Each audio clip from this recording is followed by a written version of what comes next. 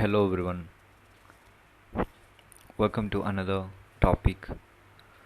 So today we have to discuss cultural studies as today's topic.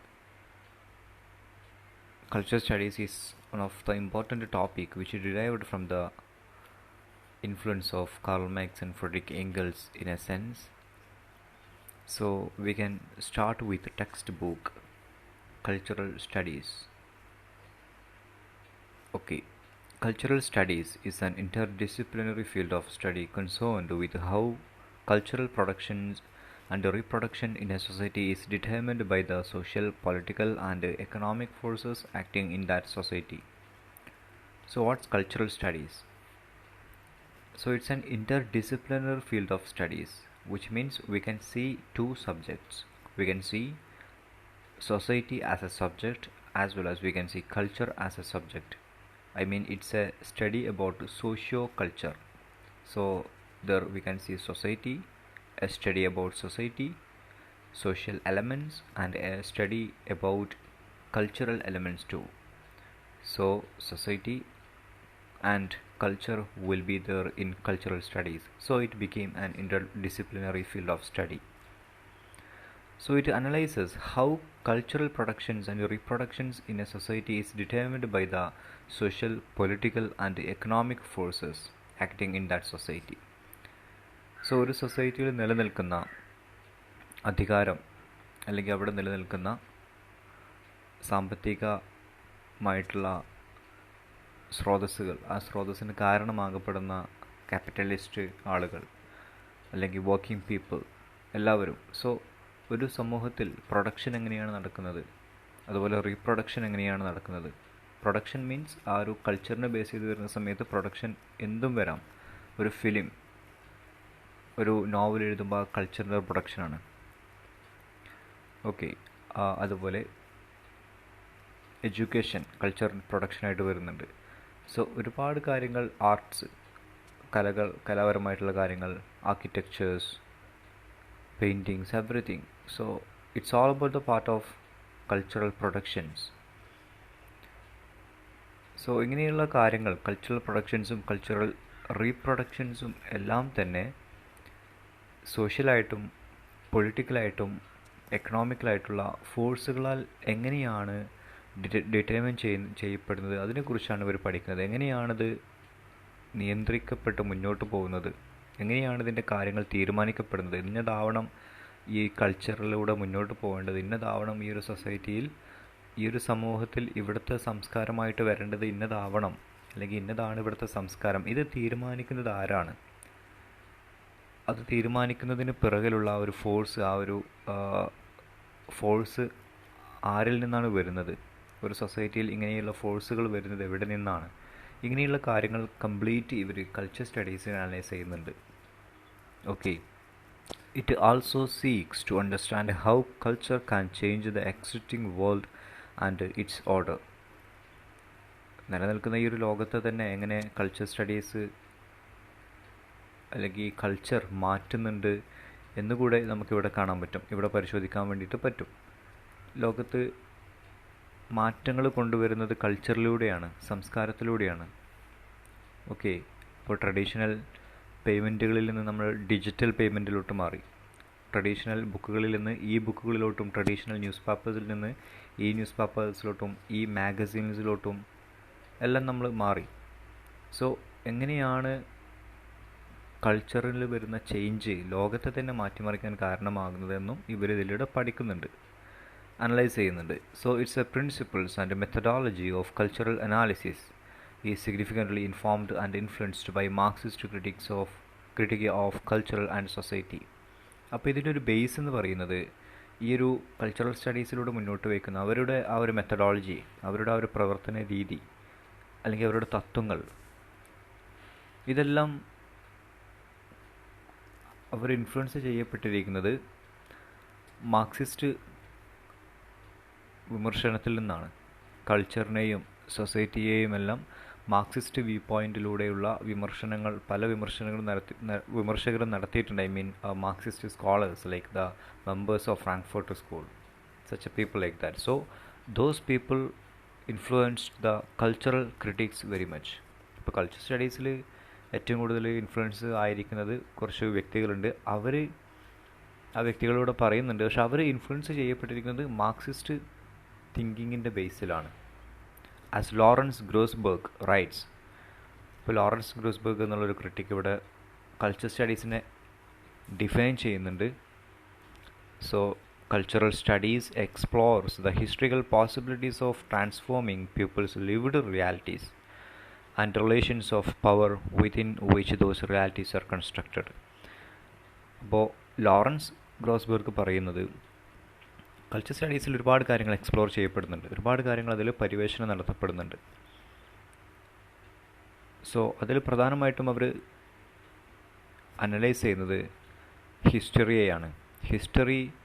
Historical transformation, I mean ഒരു history ഒരു ജനറേഷനിൽ നിന്ന് മറ്റൊരു ജനറേഷനിലോട്ട് ഈ മാറുന്ന സമയത്ത് ആ ഒരു വരുന്ന ചേഞ്ചുകൾ ഒരു ജനറേഷനിൽ നിന്ന് അല്ലെങ്കിൽ ഒരു കമ്മ്യൂണിറ്റി മറ്റൊരു കമ്മ്യൂണിറ്റിയിലോട്ട് അതിൻ്റെ സെക്കൻഡ് ജനറേഷനിലോട്ടോ തേർഡ് ജനറേഷനിലോട്ടൊക്കെ മാറുന്ന സമയത്ത് ട്രഡീഷണൽ ആയിട്ടുള്ള പഴയ ആളുകൾ മരണപ്പെട്ടു പോകുന്നു, പുതിയ കമ്മ്യൂണിറ്റി വരുന്നു, പുതിയ ജനറേഷൻ വരുന്നു.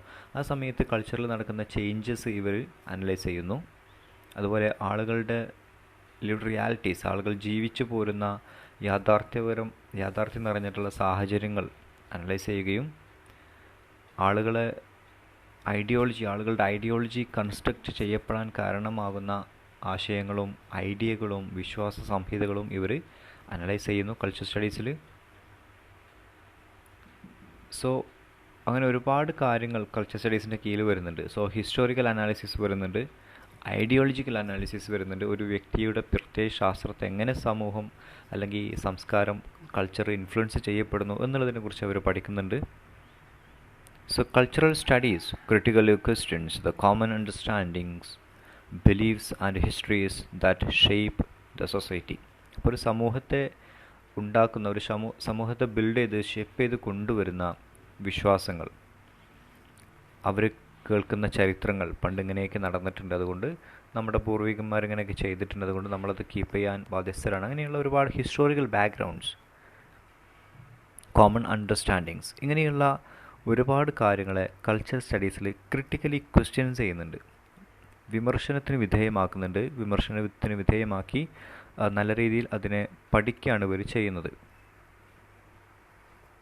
Okay, so according to this theory, culture is the lived experience and not a fact to be understood and explained.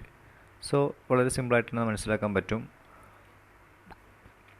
Culture, നമ്മുടെ സംസ്കാരം എന്നുള്ളത് എന്താണ്? ഒരു അനുഭവമാണ്, നമ്മൾ അനുഭവിക്കുന്നത് വേണത്. അതെന്തല്ല നമുക്കറിയാം, അതൊരു എക്സ്പ്ലെയിൻ ചെയ്ത് കൊടുത്താൽ ഒരാൾക്ക് മനസ്സിലാവുന്ന ഒന്നല്ല culture. So what may be the different?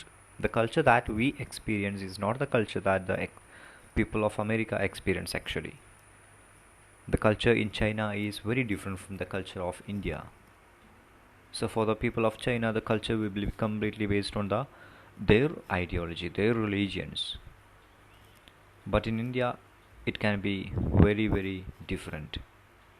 So culture എല്ലായിടത്തും ചേഞ്ചാണ്. ഓരോരോ രാജ്യത്തിലോട്ട് പോകുമ്പോഴും ഓരോരോ ജില്ലകളിലോട്ട് പോകുമ്പോഴും സ്റ്റേറ്റുകളിലൂടെ പോകുമ്പോഴൊക്കെ നമുക്ക് മനസ്സിലാവും കൾച്ചറെല്ലാം ചേഞ്ചാണ്.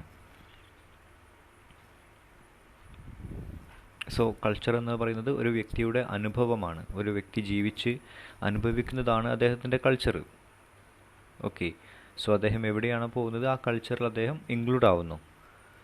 So cultural studies emerged in Britain in the late 1950s as a result of the studies and ideation of Richard Hogarth and Raymond Williams, who were later joined by Stuart Hall. So these members are some of the few very important members in culture studies. And culture studies emerged in Britain in the year 1950s. 1950കളിൽ ബ്രിട്ടനിലാണ് culture studies ഉയർന്നു വരുന്നത്. എന്തിൻ്റെ റിസൾട്ടായിട്ടാണ് culture studies ഉയർന്നു വരുന്നത്? ഇവിടെ കാണാൻ പറ്റും. റിച്ചാർഡ് ഹൊഗാർട്ട്, നോട്ട് ചെയ്യുക. Raymond Williams, note it. Raymond Williams and Stuart Hall. So Richard ഹൊഗാർട്ടും റൈമണ്ട് വില്യംസും ഒക്കെയാണ് ഇത് സ്റ്റാർട്ട് ചെയ്തത്. Later Stuart Hall joined with them. Publication of Culture and Society by Raymond Williams. one of the very important book in culture studies you must remember always. So Raymond Williams in 1958 was the first major event in the history of cultural studies. So ഈ ഒരു ബുക്കാണ് culture സ്റ്റഡീസിൻ്റെ ഏറ്റവും ബേസിൽ വരുന്നത്, ഒരു founding stone ആയിട്ട് വരുന്നത് Raymond വില്യംസിൻ്റെ culture and history എന്നുള്ള കൾച്ചർ ആൻഡ് സൊസൈറ്റി എന്നുള്ള ഒരു പുസ്തകമാണ്. Raymond Williams overturned the familiar assumptions about culture in this book. അപ്പോൾ ഈ ഒരു പുസ്തകത്തിൽ അദ്ദേഹം ചെയ്യുന്നത് അതുവരെ നിലനിന്ന് പോന്നിരുന്ന കൾച്ചറിനോട് നമുക്കുള്ള പേഴ്സ്പെക്റ്റീവ്സിനെ എല്ലാം അദ്ദേഹം തകിടം മറിക്കാണ് ചെയ്തിട്ടുള്ളത്. എല്ലാ ഊഹാപോഹങ്ങളെയും എല്ലാ നിഗമനങ്ങളെയും അദ്ദേഹം മറിച്ചിലാണ് ചെയ്തിട്ടുള്ളത്. ഇങ്ങനെയല്ല, യഥാർത്ഥത്തിൽ മറ്റൊരു രീതിക്കാണ് കാര്യങ്ങൾ പോകുന്നത് എന്നെല്ലാം അദ്ദേഹം വരച്ച് കാണിക്കുകയും അങ്ങനെ ഈ ഒരു പുസ്തകത്തിലൂടെ അദ്ദേഹം ഒരുപാട് ട്രഡീഷണൽ ആയിട്ടുള്ള കാര്യങ്ങൾക്കെതിരെ ഒരുപാട് പറയുകയും കൾച്ചർ സ്റ്റഡീസിൻ്റെ പുതിയൊരു രീതിയിലോട്ട് വരികയാണ് ചെയ്തിട്ടുള്ളത്. കൾച്ചർ സ്റ്റഡീസിനെ ഒരു പഠനശാഖയാക്കി ഉയർത്തിക്കൊണ്ടുവരെ ചെയ്തത് റൈമണ്ട് വില്യംസ് ആണ്. So Richard Hogarth founded the Center for Contemporary Culture Studies, and a very important organization on behalf of culture studies, Center for Contemporary Cultural Studies, CCCS. Richard ഹൊഗാർട്ടാണ് ഇത് found ചെയ്യുന്നത്, സ്ഥാപിക്കുന്നത് at the university of Birmingham in 1964. Birmingham യൂണിവേഴ്സിറ്റിയിലാണ് ഈ ഒരു foundation, ഈ ഒരു organisation Richard ഹൊഗാർട്ട് തുടങ്ങുന്നത്. Both Williams and Hogarth coming from working class backgrounds who were aware of the tradition of the high culture marginalizing the low culture. നമുക്ക് കാണാൻ പറ്റും Raymond വില്യംസും Richard ഹൊഗാർട്ടും ഒരു വർക്കിംഗ് ക്ലാസ് ബാക്ക്ഗ്രൗണ്ടിൽ നിന്ന് വരുന്നതാണ്, വർക്കിംഗ് ക്ലാസ് ഫാമിലിയിൽ നിന്ന് വരുന്ന മെമ്പേഴ്സാണ്. അതുകൊണ്ട് തന്നെ അവർക്ക് കാര്യങ്ങൾ കറക്റ്റ് വ്യക്തമായിട്ട് അവർക്ക് മനസ്സിലാക്കാൻ പറ്റുന്നുണ്ട്. What aware of tradition of the high culture marginalising the low culture. So എല്ലാ കാലത്തും ഒരു സമൂഹത്തിലുള്ള ഒരു ഹൈ കൾച്ചറും ഒരു ലോ കൾച്ചറും ഉണ്ടാവും. സോ എപ്പോഴും ഹൈ കൾച്ചർ ലോ കൾച്ചറിനെ എപ്പോഴും എന്താ ചെയ്യുന്നത്, ഡൊമൈൻ ചെയ്യുകയാണ് ചെയ്യുന്നത്. എപ്പോഴും അവിടെ മേൽക്കോയ്മ ഡൊമിനേഷൻ വരുന്നത് ഹൈ കൾച്ചറിനാണ്. സോ എപ്പോഴും ഹൈ കൾച്ചർ മുൻപന്തിയിൽ നിൽക്കുകയും ലോ കൾച്ചർ ഒരു ലോ ക്ലാസിൻ്റെ ഒരു കൾച്ചറായിട്ട് മാറുകയും always the law class the people that follow law class culture always try to be in high class. അതാണ് ഇവിടുത്തെ ഒരു പ്രശ്നം. ലോ ക്ലാസ് കൾച്ചർ ഫോളോ ചെയ്യുന്ന ആളുകൾ ഹൈ കൾച്ചർ ഫോളോ ചെയ്യാൻ വേണ്ടി എപ്പോഴും ശ്രമിച്ചുകൊണ്ടിരിക്കുകയാണ്. So that's a main point put forward by Raymond Williams in the book culture and society. അപ്പോൾ അത് എന്തുകൊണ്ടാണ് അങ്ങനെ ചെയ്യുന്നത്, അല്ലെങ്കിൽ അതിൻ്റെ reasons. For that they bring Sigmund Freud and Jacques Lacan to these studies. Okay.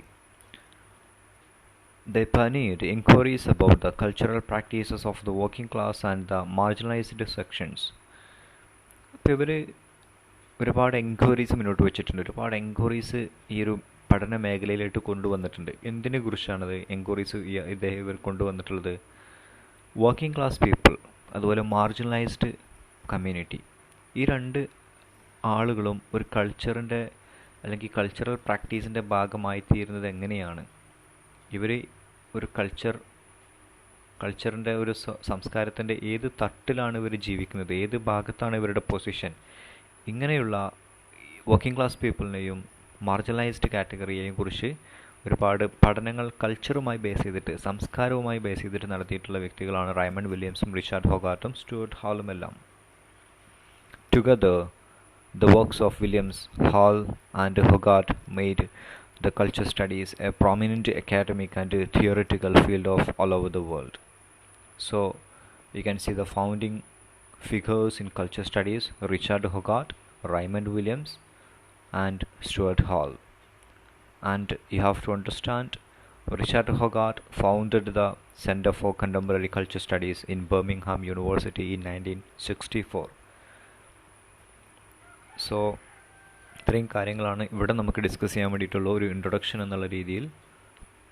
And for the next class we have to look CCCS, centre for contemporary culture studies. എന്തിനാണ് ഈ ഒരു ഓർഗനൈസേഷൻ സ്ഥാപിച്ചിട്ടുള്ളത്, എന്താണ് ഇതിൻ്റെ ഗോൾസ്, എന്താണ് ഇതിൻ്റെ ലക്ഷ്യം, ഇത് വന്നുകൊണ്ട് എന്തൊക്കെയാണ് ബെനിഫിറ്റ് ഉണ്ടായിട്ടുള്ളത്, സോ അതിലുള്ള പ്രധാനപ്പെട്ട മെമ്പേഴ്സ് ആരൊക്കെയാണ്, ഇങ്ങനെയുള്ള ഒരുപാട് കാര്യങ്ങളാണ് നെക്സ്റ്റ് ഒരു ടോപ്പിക്കായിട്ട് നമുക്ക് വരുന്നത്. So let's deal the topic for tomorrow, and now I'm winding up the session. Okay, so if you have any doubts regarding to the topic that we did now, you should ask. Okay, anyway, bye.